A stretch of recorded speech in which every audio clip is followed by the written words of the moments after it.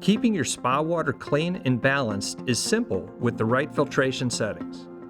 We'll guide you through the quick process of adjusting the secondary filter on your 300 series Jacuzzi hot tub to keep your water fresh based on your usage.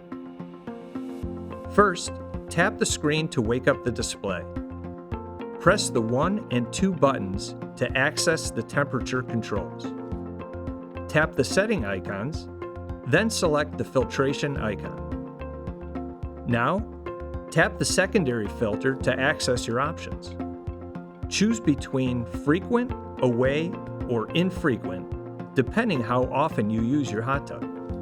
If you use your hot tub regularly, frequent is the best choice. For occasional use, infrequent helps conserve energy.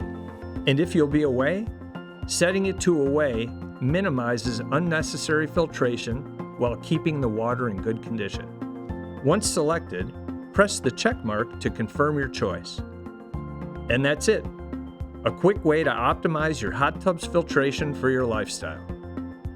If you found this video helpful, make sure to subscribe for more easy maintenance tips from The Great Escape.